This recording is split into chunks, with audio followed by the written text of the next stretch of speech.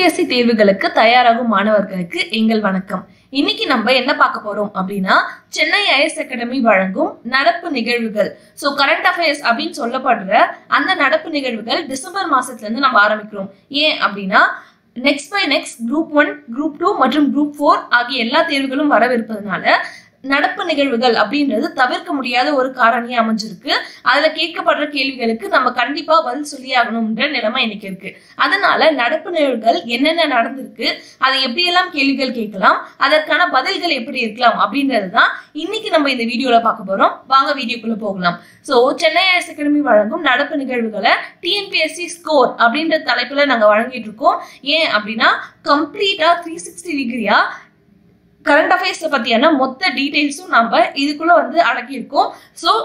Short and பிரீஃபா இருக்கு. இன்னைக்கு class complete பண்ணும்போது டிசம்பர் மாசத்தோட பார்ட் 1 நீங்க கம்ப்ளீட்டா அனலைஸ் பண்ணி முடிச்சிருப்பீங்க. வாங்க இன்னைக்கு கிளாஸ்க்குள்ள போகலாம்.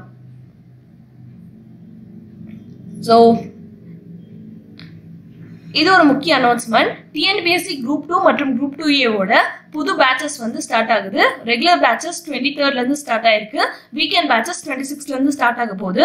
Both Tamil and English medium ரெண்டுமே அட்மிஷன்ல இருக்கிறதுனால வெள்ளூர் நம்பருக்கு நீங்க காண்டாக்ட் பண்ணி உங்களோட குவரிஸை தீர்த்துக்கலாம். ஹியர் வெள்ளூரோட நம்பர் கொடுத்துருக்கோம். அந்த நம்பருக்கு காண்டாக்ட் பண்ணி நீங்க கோர்ஸ் சம்பந்தப்பட்ட எந்த டவுட்ஸா இருந்தாலும் கிளியர் பண்ணிக்கலாம்.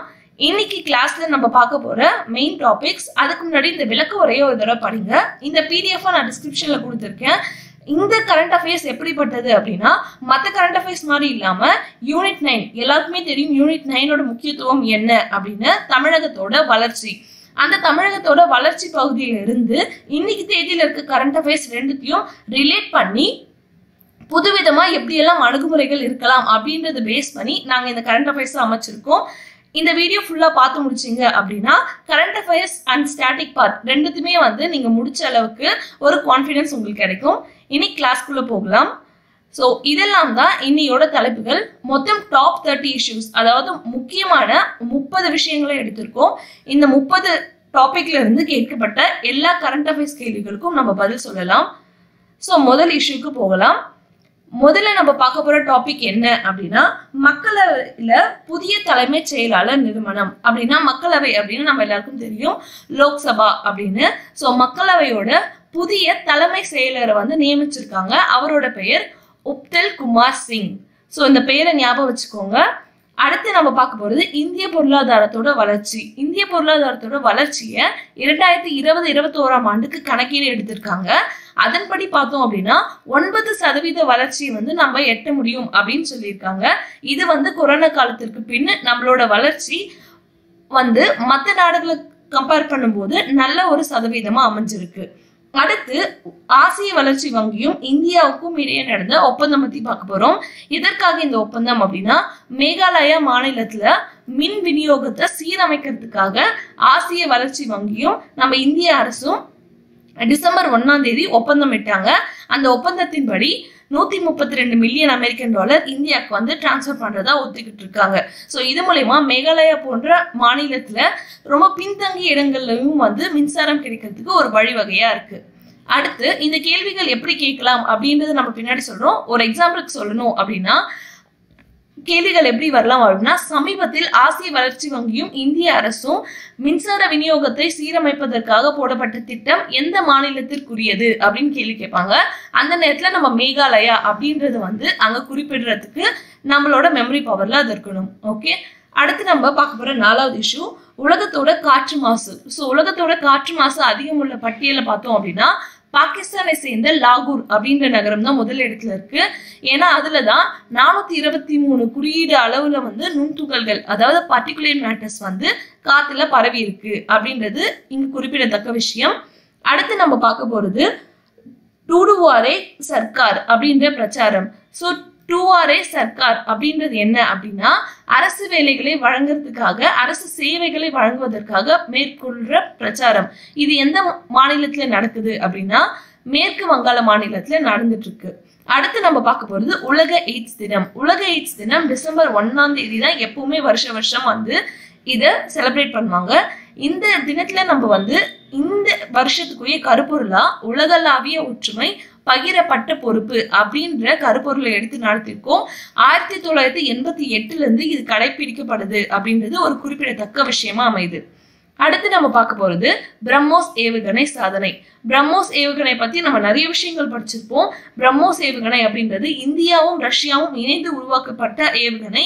இன்னைக்கும் எதிர்நாட்டு போர்க்கப்பலை அழிக்கும் திறன் வல்லமை கொண்டது இந்த பிரம்மோஸ் ஏவுகணை. இதை சூப்பர் சோனிக் அப்படின்னு குறிப்பிடுவாங்க. ஏன் அப்படின்னா காற்றை விட வேகமா இதால பயணிக்க முடியும். இதோட சவுண்ட் வேவ்ஸ் லைட் வேவ்ஸை விட ஃபாஸ்டரா இருக்கும் அப்படின்றதுனால இது சூப்பர் சோனிக் அப்படின்னு சொல்றாங்க. இந்தியாவும் ரஷ்யாவும் சேர்ந்து கூட்டு நிறுவனமா இதை தயாரிச்சிருக்காங்க அப்படின்றது இதுல குறிப்பிடத்தக்கது. ஸோ நம்ம ஆல்ரெடி சொன்ன மாதிரி ஒளியை விட வேகமாக செல்லும் சவுண்ட் வேவ்ஸை விட வேகமா இது மூவ் ஆகுறதுனால இதை சூப்பர் சோனிக் அப்படின்னு சொல்றாங்க. அடுத்தது மலேரியாவை பத்தி பார்க்க போறோம். மலேரியா ஒழிப்பில் இந்தியாவின் சாதனை அப்படின்னு மலேரியாவை 2025 அழிச்சிடுறோம் அப்படின்னு இந்தியால அந்த ஒழிப்புக்கான உறுதிமொழி எடுத்திருந்தோம். ஆனா அதற்கு முன்னாடியே நம்ம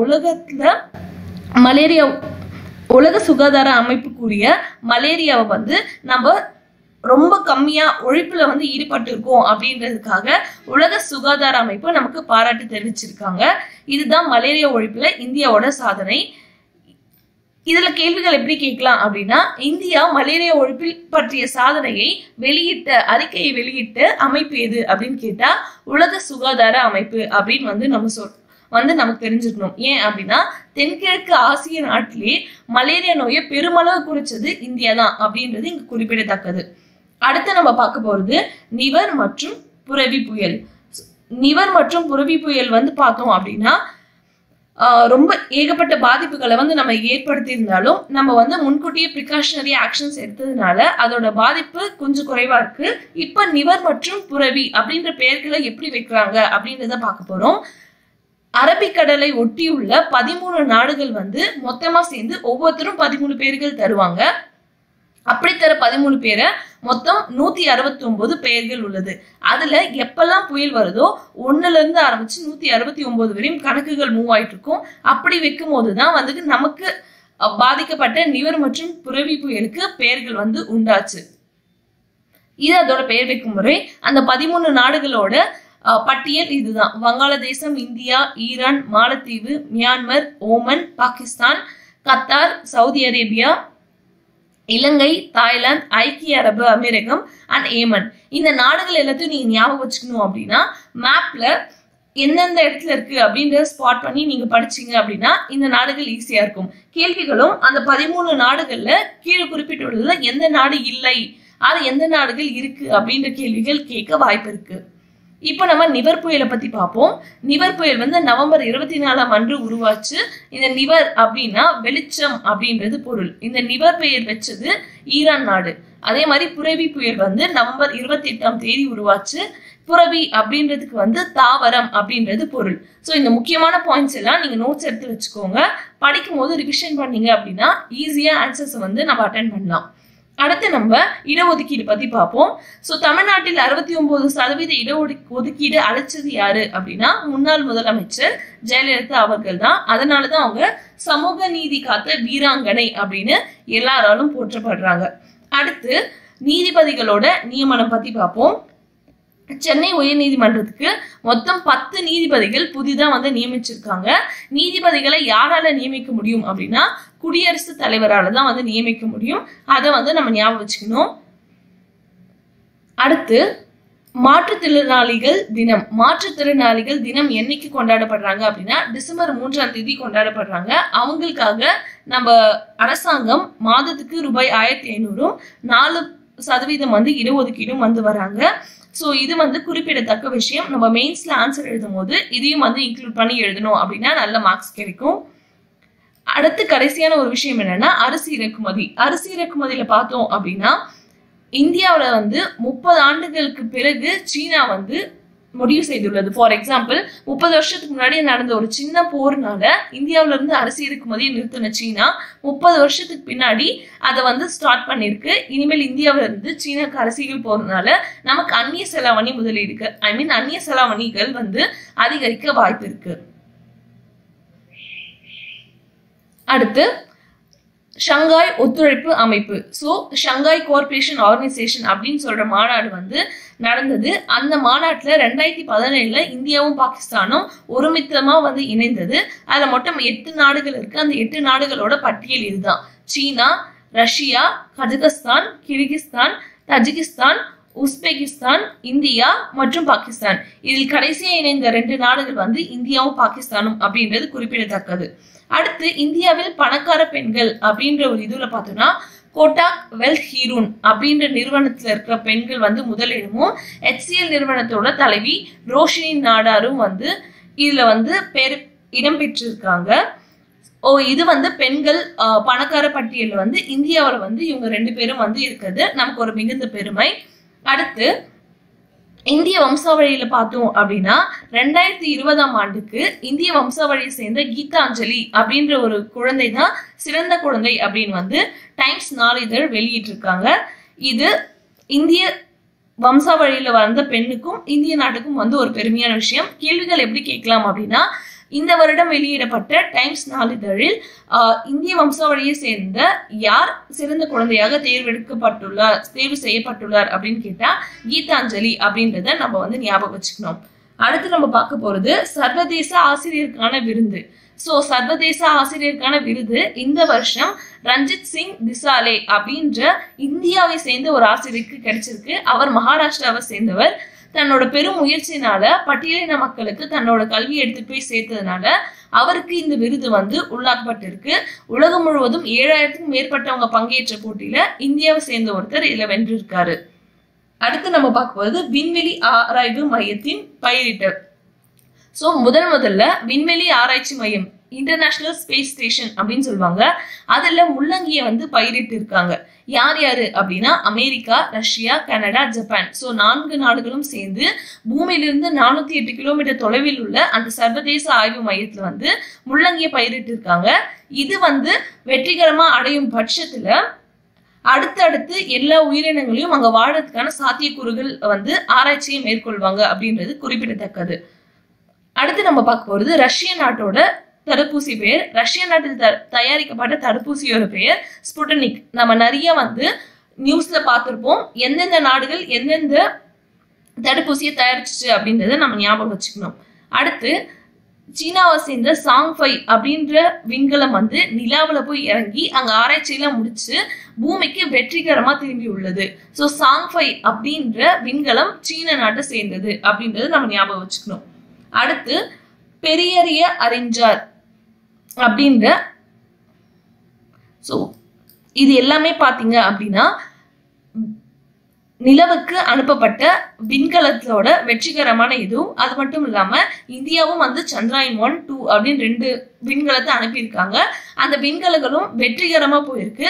என்னதான் சிறு சிறு குறைபாடுகள் இருந்தாலும் தன்னோட வேலையை more than 90% வந்து நம்மளோட விண்கலங்கள் முடிச்சிருக்கு அப்படின்றது ஒரு குறிப்பிடத்தக்க விஷயம்.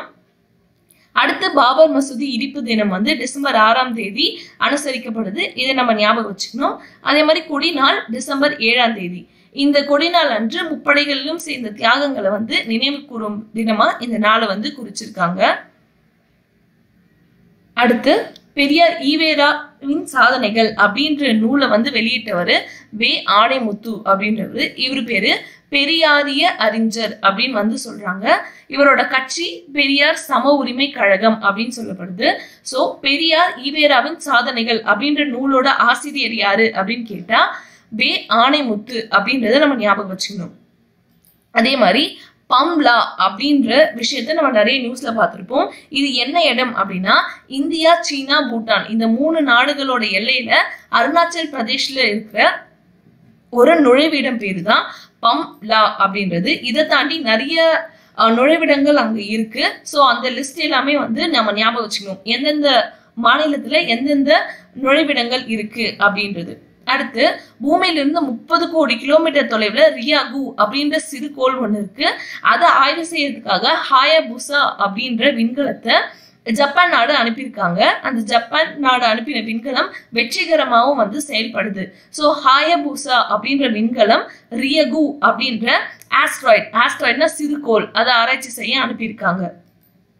அடுத்து நம்மளோட புயல் மற்றும் அதோட பாதிக்கப்பட்ட மாநிலங்கள் பத்தி பார்த்தோம். அம்பான் புயல், நிசர்கா, கேட்டி, நிவர், புரவி இது எல்லாமே எங்க உருவாச்சு, அதுக்கு பெயர் வைத்த நாடுகள் எங்க, அதனால் பாதிக்கப்பட்ட மாநிலங்கள் என்ன அப்படின்றது வந்து இங்க லிஸ்ட் போட்டு கொடுத்துருக்கோம். இந்த லிஸ்ட்டை வந்து நீங்க படிச்சு இதை மேட்ச் த ஃபாலோயிங் மாதிரியும் கேட்கலாம், இல்லைன்னா சூஸ் த கரெக்ட் ஆன்சர்ஸ் மாடலையும் கேட்கலாம். ஸோ இது எல்லாத்துக்குமே நம்ம வந்து கரெக்டா வந்து ஆன்சர் பண்ணணும்.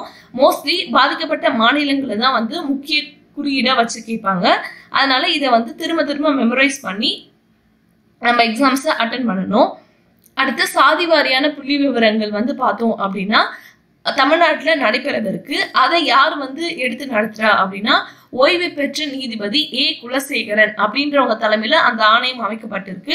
இவங்க ஒரு 2 வருடத்துக்குள்ள தமிழகத்துல இருக்கிற சாதிவாரிகளை முழுமையான புள்ளி விவரங்கள் வந்து சேர்ப்பாங்க அப்படின்றது சொல்லப்பட்டிருக்கு. அடுத்து இந்தியாவிலிருந்து மனிதர்களை விண்வெளிக்கு அனுப்பும் திட்டம், இதை நம்ம கேள்விப்பட்டிருக்கோம். அது பேர் தான் ககன்யான். இந்த திட்டம் வந்து ஒரு 4 மாதங்கள் தள்ளி போக வாய்ப்பு இருக்கு அப்படின்னு இஸ்ரோவோட தலைவர் சிவன் அவர்கள் கூறியுள்ளார்கள். அது எந்த அளவுக்கு அப்படின்றத வந்து நம்ம இனிமேல் வந்து பார்க்கணும் வெயிட் பண்ணி. அடுத்து சுகன்யான், அந்த ககன்யான் திட்டத்தோட 3 வீரர்கள் வந்து போக இருக்காங்க. இது மூலமா 2021 நம்ம பிளான் பண்ணபடி அந்த திட்டம் வந்து செயல்பட போது அதை வெயிட் பண்ணி நம்ம பார்க்க போறோம். நான் சொன்ன மாதிரி அந்த திட்டம் இன்னும் 1 ஆண்டு தாமதமாக வாய்ப்பு இருக்கு.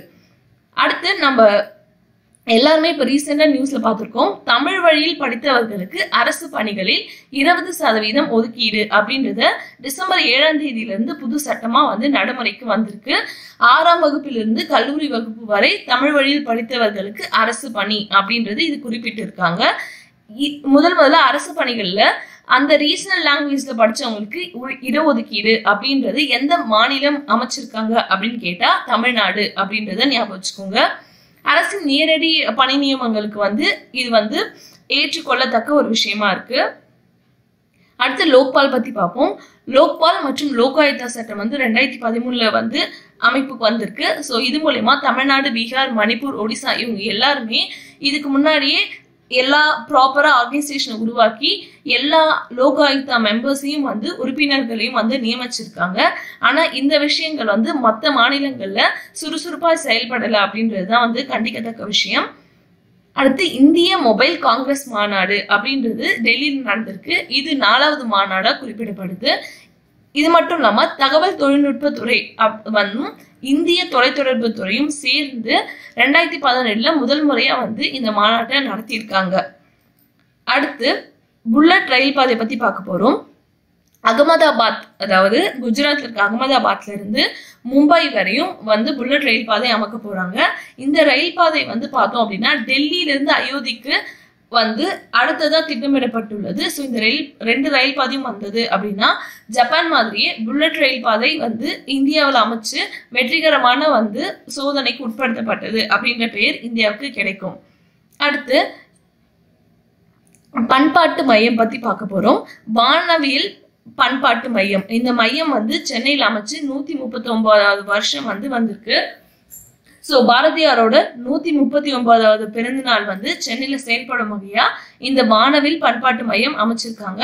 இதை பிரதமர் மோடி வந்து இணைய வழியில பங்கேற்று இதுக்கு வந்து ஆரம்பிச்சிருக்காரு. இது மூலமா சீனி விஸ்வநாதன் அப்படின்ற ஆய்வாளருக்கு வந்து பாரதி விருது வந்து வழங்கப்பட்டிருக்கு. இது 2 முக்கியமா இருக்கணும்.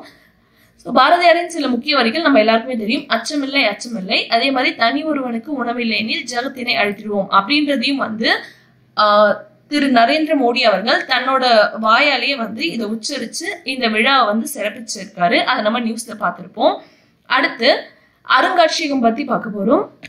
மத்திய பிரதேசம்ல சம்பல் பகுதியில பார்த்தோம் அப்படின்னா பிந்தி நகர் அது அடியில சம்பல் கொள்ளையர்களை பற்றிய அருங்காட்சியகம் அமைஞ்சிருக்கு. ஸோ சம்பல் கொள்ளையர்கள் வந்து பார்த்தோம் அப்படின்னா அந்த காலத்துல வந்து இருந்த அந்த ஒரு பட்டியல் இனத்தை பத்தியான அருங்காட்சியம். அவங்கள பத்தி இனிமேல் படிக்கிற எல்லாருமே வந்து பார்த்தோம் அப்படின்னா அவங்கள பத்தி தெரிஞ்சுக்கிறதுக்கு ஒரு சிறந்த இடமா இது வந்து அமைஞ்சிருக்கும். ஸோ மத்திய பிரதேசம், உத்தரப்பிரதேசம், ராஜஸ்தான் இந்த ஏரியால வந்து பார்த்தோம்னா 1960 இருந்து 2012 வரை அவங்க வாழ்ந்திருக்காங்க. அதுல முக்கியமானவங்க யாருன்னா பூலாந்தேவி, பான்சிங் தோமர், நிருபை சிங், தத்துவா அப்படின்றவங்க வாழ்ந்திருக்காங்க. இல்ல பூலாந்தேவி அப்படின்றவங்க மெம்பர் ஆஃப் பார்லிமெண்ட் எம்பியாவும் இருந்திருக்காங்க அப்படின்றது குறிப்பிடத்தக்கது. அடுத்து சாலை விபத்துகள்ல பார்த்தோம் அப்படின்னா ரொம்ப சோகமான ஒரு விஷயம் என்னன்னா, இதுல தமிழ்நாடு தான் முதல் இடத்துல இருக்கு. சாலை விபத்துல இறக்கும் மக்கள் அதிகமா தமிழ்நாட்டுல தான் இருக்காங்க.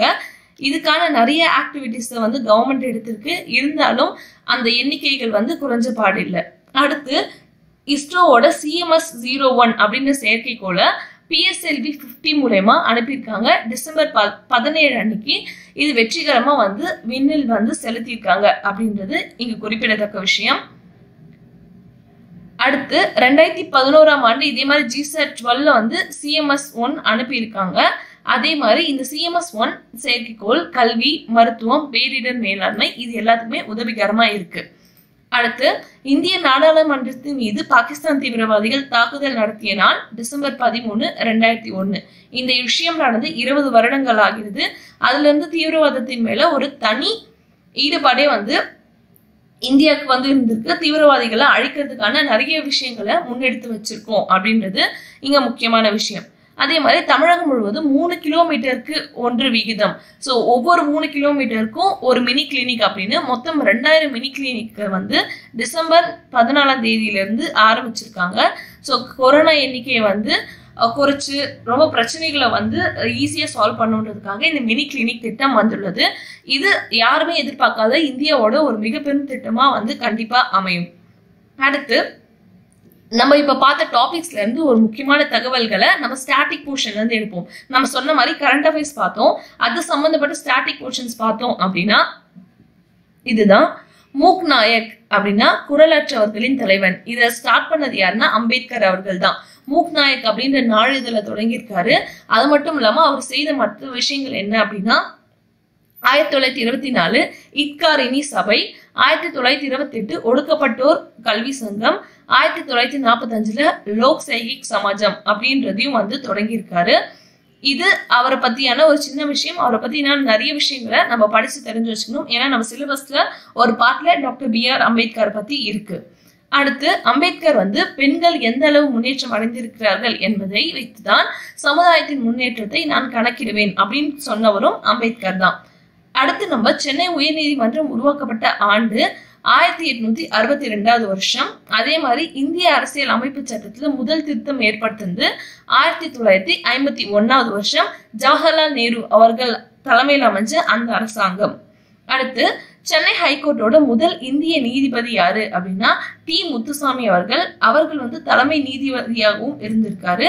இப்ப வரையும் சென்னை ஹைகோர்ட்ல மொத்தம் 13 பெண் நீதிபதிகள் இருக்காங்க அப்படின்றது முக்கியமான விஷயம். ஸோ இந்த விஷயங்கள் எல்லாமே பார்த்தோம். இதை பேஸ் பண்ணி கீழே இருக்கிற கேள்விகளுக்கு வந்து எதிர்பார்க்கப்படும் இந்த கேள்விகள் எல்லாத்துக்கும் நீங்க வந்து பதில் ட்ரை பண்ணி பாருங்க. இந்த PDF நான் கீழே அப்லோட் பண்றேன். இந்த டிஸ்கிரிப்ஷன் பாக்ஸ்ல இருந்து PDF டவுன்லோட் பண்ணி நீங்க ஆன்சரை வந்து ப்ராக்டிஸ் பண்ணி பாருங்க. பார்ட் 2 கூடிய சீக்கிரம் வந்து நாங்க ரிலீஸ் பண்றோம். நன்றி. உங்களுக்கு இருக்கிற டவுட்ஸை நீங்க கமெண்ட் செக்ஷன்ல போஸ்ட் பண்ணலாம்.